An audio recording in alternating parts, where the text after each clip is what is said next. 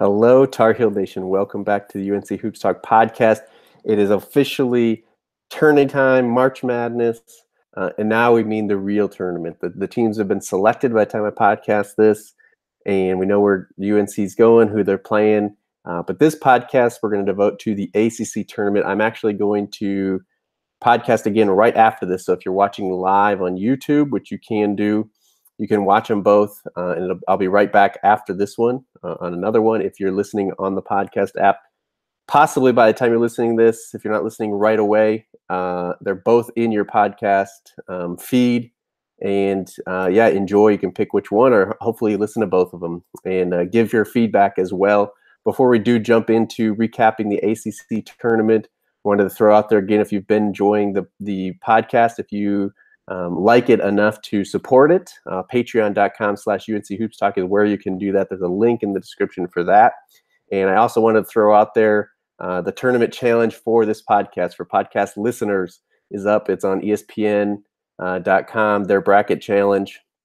I tweeted out the link for it. If you need the podcast, or really if you need any of the information, go to Twitter, DM me, or even Facebook. Well, not Facebook. I don't do anything on Facebook, really. There is a page for the podcast, but on Instagram or even through YouTube, if you're listening to this, email unchoopstalk@gmail.com. But again, all those links are in the description. Join the podcast bracket challenge. See if you can win. This might be a year where not everybody picks UNC. We'll see. But again, I'm going to podcast right after this. Like I said, going through the bracket. This one is going to be the ACC tournament, and then I'll look at UNC's bracket or region a little bit at the end. But we're going to concentrate mostly on the ACC tournament. Thanks for listening, guys. Let's jump in. I don't want to put too long podcasts into your feed, so let's get on with the good stuff. Lots of games. UNC got hot, and mostly got hot on the defensive end. I was just kind of going through the box scores a little bit, and we did not shoot well really in any of the games. It was our defense that got us rolling here, but we started earlier than we would have liked and earlier than most years. Maybe that's what helped us get on this run here to go, but we had to play 4 games in 4 days, starting on Wednesday with Syracuse. It was kind of a business-like win. We went in, kind of took care of business. We were up 10 at halftime. They did make it close in the second half. But yeah, their biggest lead, it says, is 2 in the first half of the 13-minute mark. So it was close for the first quarter, I guess, first half of the first half. But our largest, we got it up to 21 in the second half, about halfway through the second half. At some point, I believe it got down to about 4 in the second half. But yeah, we just kind of took care of business. Looking through the stats, we didn't out-rebound them much. The biggest thing that jumps out is our assists. We kind of took apart their zone. We just, went through their zone and took care of it. But yeah, offensive rebounds is pretty even. We out-rebounded them by 5 overall. We shot 44% for the game. A little bit better in the second half. There was 52% in the second half, but 32% from 3 for the game. So yeah, we didn't shoot great. We knocked down our free throws. But yeah, those assists stick out, and really we just kind of went in, took care of business. As far as stats goes, Joel Berry continued to struggle, only 8 points, 4 assists, couple of rebounds, shot 2 for 9, 2 for 7 from the 3-point line. So didn't even make a 2-point field goal. Kenny led us with 17 points. Theo had 16, 11 rebounds, 6 assists. So he continued to be hot, and he was definitely our MVP for this tournament. Luke 13 and 9. Cam was 13 and 5 and 4 assists as well. Not a lot off the bench. We got some guys some good minutes. Garrison 8 minutes, Sterling 7 minutes, 5 for B-Rob and Playtech, 3 for 7th. But yeah, really not a lot of production. A couple points from Playtech, 6 from Sterling, 3 from Garrison.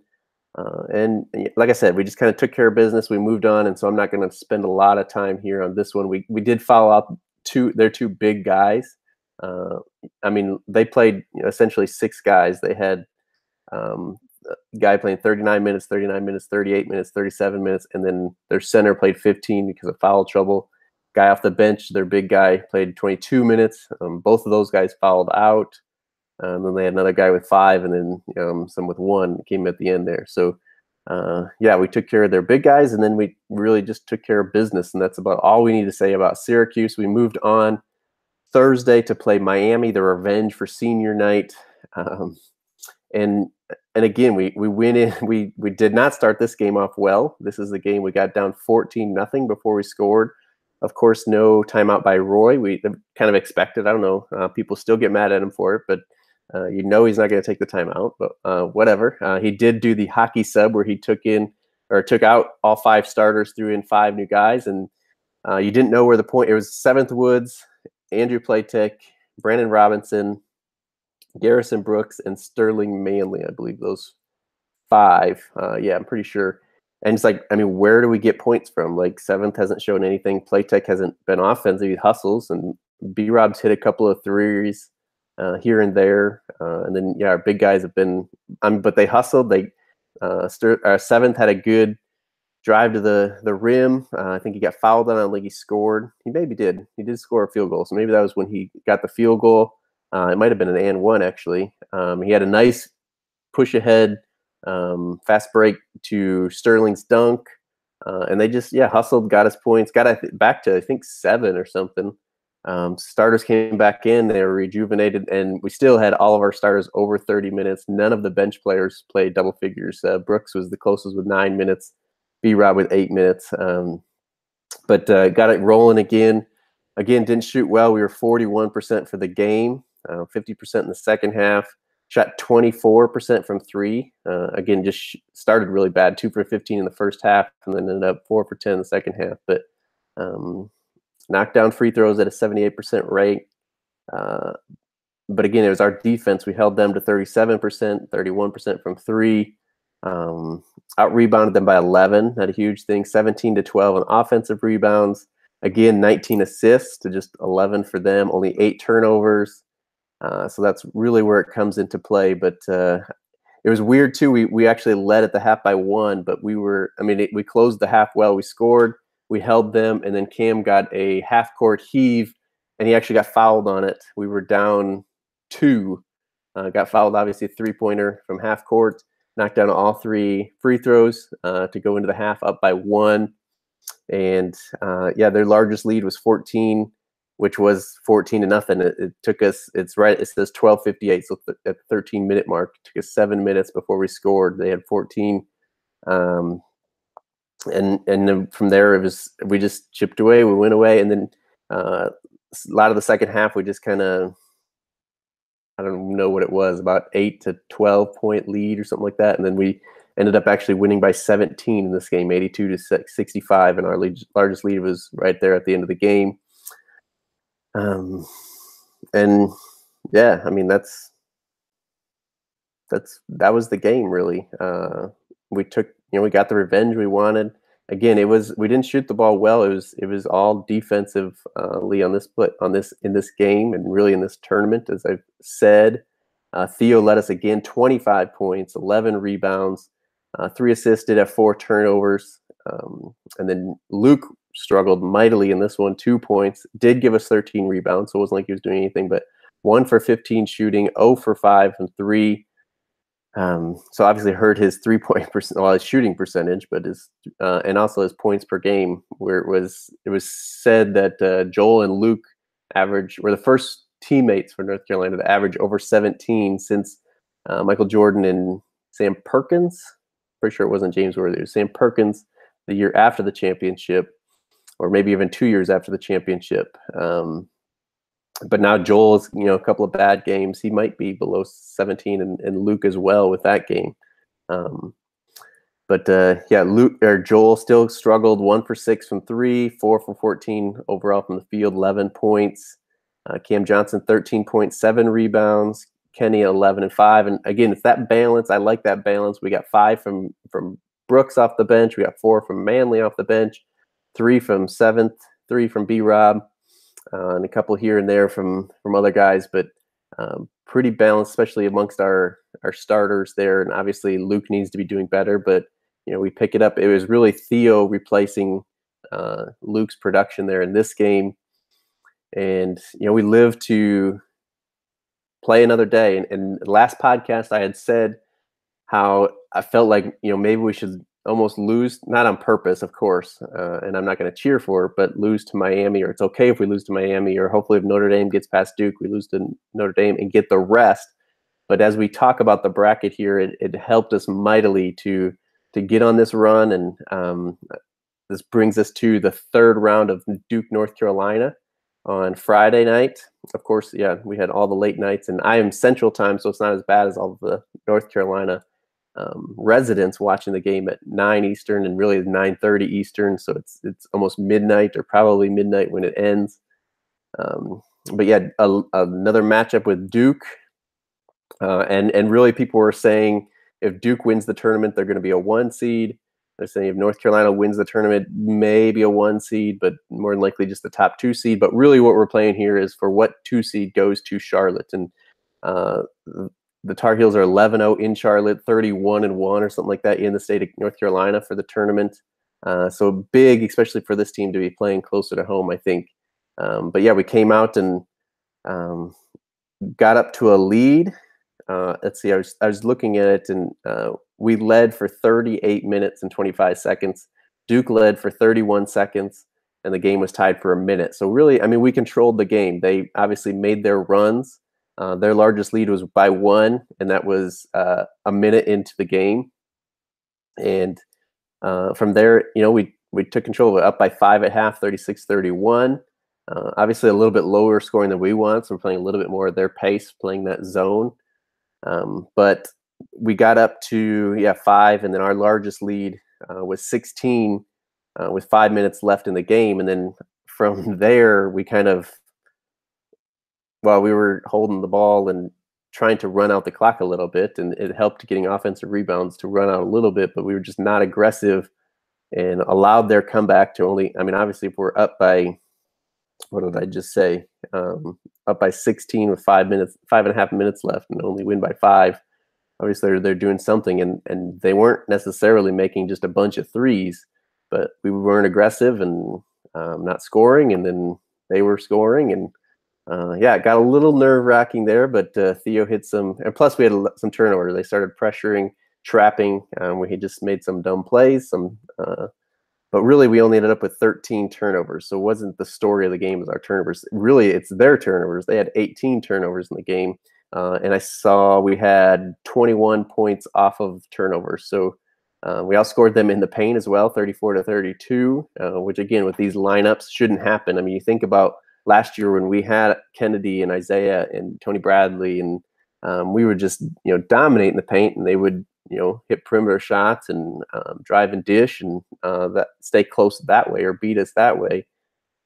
There's no reason with Carter and Bagley and even Delorier, or however you say his name, Bolden, that we should outscore them in the paint. And we've done it, I believe, every time. Maybe not the game we lost, but I think it was close at least. Outscored them in the paint, and there's just no reason for that. And that's kind of Duke's downfall there, is with the dominance they have inside, they don't stop people. I mean, you can say they have a rim protector.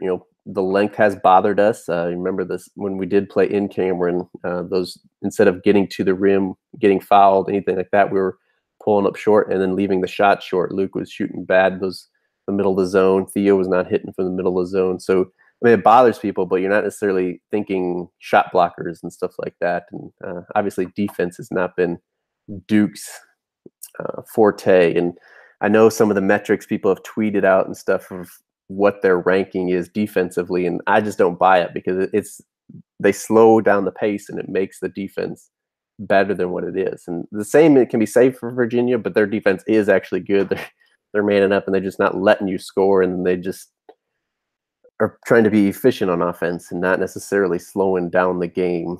And here, Duke, I mean, the beginning of the year, they were the #1 offense efficiency team on offense. They were just horrible at defense. There's got to be some kind of middle ground, and I just don't see them having that. But yeah, again, a balanced scoring from us. Again, we only shot 39% from the field overall, 29% from 3 for the game. And again, we held them pretty good. It was 41% from the field for them. 45% in the second half, but again, a lot of that was late, I think. 26% from three for them. And then, yeah, a balanced scoring effort from us. Luke bounced back. He had 17 and 10, which is good. Again, like I just said, at Cameron, he was a little bit timid and scared, or whatever Roy said too. He went through a bunch of those. Whatever one you want to use, that's what it is. But 17 and 10 for him. Shot 8 for 18. Not great. Didn't hit a three-pointer, but just picked apart that zone. And kind of like Syracuse too, we picked apart that zone. Easy for me to say. 13 for Joel, 3 for 11 shooting. And again, all three of them were three-pointers. Didn't have any two-point field goals in this. But all three just huge shots for Joel. And did have 6 assists as well. Luke had 4 assists to go along with his 17 and 10 rebounds. And then we had Cam Johnson with 10 points, 4 rebounds. Kenny Williams, 10 points, 6 rebounds, 6 assists. A great line there for Kenny. Theo was not quite Theo, shot 3 for 8, especially for this tournament. He was our MVP in this tournament, like I said, and 8 points, gave us 7 assists, again, picking apart the middle of that zone, 4 rebounds. And then we got a huge game from Garrison Brooks, 10 points, 4 rebounds, but just some huge minutes and huge defensive minutes against their bigs. Sterling Manley as well, 9 minutes, 6 points, couple of rebounds. And those big guys were huge for us in this game off the bench. Like I said, only 13 turnovers. We did have 24 assists, so that trend in this tournament, if we can continue that, is awesome. We actually did get out rebounded, but 39-40. Offensive rebounds 18-12 in our favor, so that was obviously big for us. And yeah, we beat Duke. We didn't know it at this point, but we pretty much locked up the 2 seed in Charlotte. Possibly, I guess, if we would have beat Virginia, we would have been a 1 seed and probably the lowest 1 seed, or definitely the lowest 1 seed, and shipped out somewhere. So maybe it's a blessing in disguise that we lost to Virginia and stayed home in Charlotte as the top 2 seed. But again, we'll talk about that bracket stuff as we get into the next podcast, if you're listening to that. And so that brings us to the championship game against Virginia, another rematch of a team that beat us during the season. 4th game in 4 days. I know the guys aren't going to say that's an excuse, being tired. Obviously, Virginia only 3 games in 3 days. And, I mean, they fought. I mean, you can't say much bad, really. Obviously, we lost. It was an 8-point loss, 71-63. I believe this is the most that somebody scored against Virginia for, I don't remember the date, but it's been a while since somebody scored 63 points against them. And we were right there. I think they were saying we had like 3 or 4 possessions that we were down, only 1 possession that we could have tied it or taken the lead. And all of them in the second half, and all of them were poorly played by us. And maybe that's fatigue. Obviously, Virginia's defense, but we were there. We were right there where we could have struck and taken control of this game. A little bit of injuries, and I guess even injuries before this I didn't mention, but in the Miami game, Joel went out with a turned ankle. Cam went out with, I guess it ended up being a hip. It looked almost, because it was on a rebound. A guy came down on his back and he just didn't bend his knees and bent his back down. It looked like maybe he pulled or hurt his hamstring quite bad, but I guess they were saying his hip, and then he was saying against Virginia his back because of, or I guess the day after the Miami game, it was kind of his back that tightened up, and they were treating his back, and that was his issues. But in this game as well, he was hobbled, did not play the last 5.5, 6.5 minutes, something like that. And he kept holding his hamstring. So hopefully we get the rest and the rehab that really all the guys need. But again, you can say that for everybody. So I'm not trying to make that an excuse, but definitely affected us in this. And just playing Virginia in general is so taxing, I think, on your body, but also on your mind, just the mentally toughness that it takes to take good control of the ball so that you're not, giving Virginia more opportunities, because every possession is that much more important with the style that Virginia plays. But like I said, we're there at the end, on a different day, a day where maybe we shoot a little bit better, a day where, we're not as tired, not as injury prone, whatever. Maybe we do that. Not that I want to see Virginia in the tournament to try to test that theory, but I mean, we went on a little 6-0 run to be only down 4 at half. Their largest lead was 10 in the first half, and it was early in the first half. So we really stuck with them, and It says we only led for 54 seconds, but again, and I guess Duke would say that against us too. They were always within striking distance or whatever. But yeah, I think it's just a different animal with the way Virginia plays. We shot 41% from the field for the game, 40% from three, so probably the best we shot from three, 77% from the free throw line, whereas they were 91%, 20 for 22 for them from the free throw line, shot 53% from the three-point line. And similar to like what we like is the balance. They had that balance. They had 4 guys in double figures. We had 3 guys in double figures. And then again, that's with Cam playing only 23 minutes, whereas usually he gets at least 30, but did not shoot well. 1 for 3. I mean, only taking 3 shots, especially, but 0 for 1 from three-point line, just 4 points for Cam. And Theo as well, shot 1 for 10 from the field, 0 for 3 from the three-point line. That's right, you heard that, 0 for 3 for Theo. And I guess people are relaxing on that because he did hit some. I don't know that we want him taking 3. But 4 points gave us 8 rebounds, 6 assists. So he was still adding. It's not like one of those Theo haters or anything like that. But yeah, struggled. And especially, again, like I said, he was our MVP, I think, for this tournament. We don't get even to the Duke game without Theo. So you have to give him credit there. Luke, again, bounced back 20 points, only 7 rebounds, but shot 4 for 7 from the three-point line. I think 15 of that was in the first half, though. So, again, only 5 in the second half. Joel, 17 points, bounced back a little bit, shot 5 for 12, 4 for 9 from the three-point line. And then Kenny gave us 12 points. But I'm not trying to give this as a slight to Kenny, but that's about it. 1 rebound, 1 assist. Obviously, he adds a lot defensively. And then we did get 10 minutes from Seventh Woods. Some, I say good minutes. He gave us 2 assists and a rebound and a block. But again, it's more about the rest that he can give Joel than it is, the stats he's going to put up. Obviously, this is our 4th game in the 4th day. I've said that enough, but we're not going to see that in the tournament. So maybe not quite as important for that going forward. But if we do, especially the second weekend, we have a tough game on that Thursday or Friday and have to turn around and play Saturday or Sunday, those minutes from 7th may be even that much more important. But again, great game again from Garrison. Not as much in the stats this game, 3 points, 3 rebounds, but he's been playing well. This game he did miss just a wide open bunny.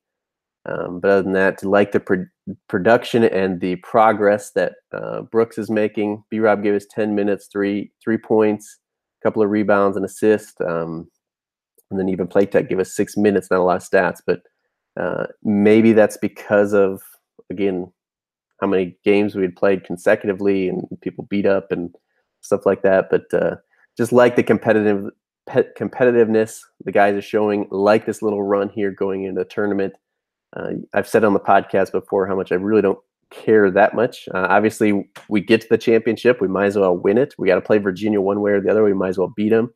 So I was definitely up for that, but didn't happen. And someone else tweeted it too, but I wasn't uptight about this is a big game, the number 1 team in the country. Not that I didn't care that we lost, but just wasn't that big a deal because we knew we had helped our situation in the ACC tournament and we were moving forward. So hopefully that's short enough running through those games. Now the Tar Heels looking forward to obviously the NCAA tournament along with 67 other teams, but Carolina got that 2 seed in Charlotte, like I have already said. And I really like our tournament or our bracket, our region, whatever you want to say, but I like our path. A lot of experts. I say that with air quotes because a lot of national media guys have been picking Michigan to beat North Carolina. And I think somebody said they have the best odds as far as Vegas goes to get to the Final Four. But Xavier is our 1 seed. Other notable teams, we got Gonzaga. Obviously, we get to the Elite 8 and they get there. It's a rematch of the national championship game. Houston's been playing well. Like I said, Michigan is our 3 seed. But anyway, North Carolina opens up with Lipscomb on Friday. It's a 2:45 p.m. Eastern tip on CBS. We get Jim Nance, Grant Hill, and Raftery as our announcers. So I would say that's kind of our. I mean, CBS being the national broadcast channel, and that lineup, probably the A-list lineup there for announcers. I think I saw we were favored on ESPN anyway. I think it was like we were -15 as far as being favored in this game. And in the second round, we have either Texas A&M or Providence. Providence we played a couple of times. I think it was in our 2 years ago in 2016 we played them, and then I think I heard that in 2014 we played them in the tournament as well. I've beat them both times. Could give us problems. Texas A&M could even give us problems. They haven't been playing well this year, but they were picked to win the SEC. So we know they got talent there. They just haven't put it together. They've had a lot of injuries, suspensions, some of the stuff their own doing. I did watch them play Vanderbilt. Was not really that impressed. But again, with our different lineup this year, it just puts different challenges in our way as we go forward here. And obviously we can beat anybody, but I think there's a lot of teams we could lose to as well. I don't see there's any way that we lose to Lipscomb, unless it's just a complete anomaly. But then, yeah, that next one's going to be tough. And then and I'll talk about this obviously in the tournament bracket breakdown in the next podcast that I do. But I do have us I have us winning it all. Spoiler alert. But some of it was, I realize it's bias, and we very easily could not even get to the Final Four. Obviously, we could lose to Michigan. We beat them pretty easily in the season. I got the schedule up here, so I guess I can look here real quickly. We beat Michigan 86-71. They are a different team. I don't think we were playing our best there. That was November 29 that we played them, so it's been a long time ago. Yeah, they're playing well, and people are saying that's their defense, but I don't think their defense is like Virginia's. And whose defense have we had a problem with besides Virginia? Maybe Michigan State, but that was a long time ago.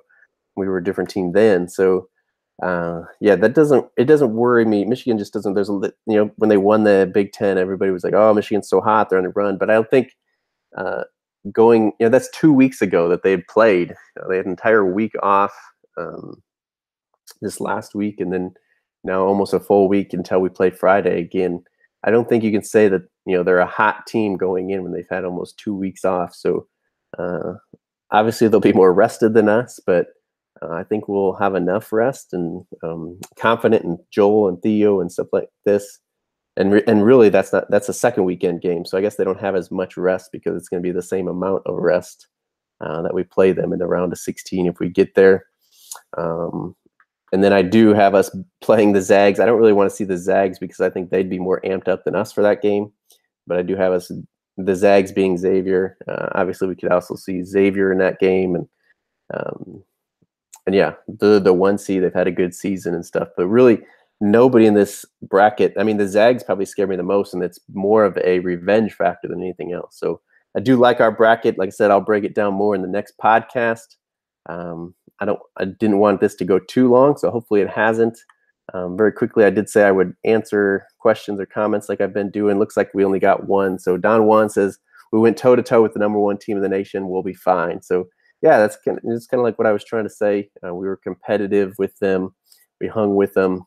And so, yeah, we'll be all right. Hopefully we would see Virginia in the Final Four if we both made it.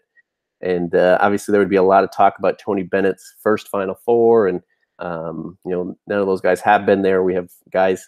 I don't know. I was thinking about this. Obviously, we are a veteran group, but a lot of our guys haven't really played big minutes in those big games. Obviously, Joel and Theo have from last year, and obviously Joel from the year before even, and Theo a little bit. But Kenny did not play. Was it last year that Kenny did not play in the Final Four or in March Madness? It was 2 years ago, wasn't it, that he was hurt and didn't play? But obviously Cam Johnson, this is going to be his first NCAA experience.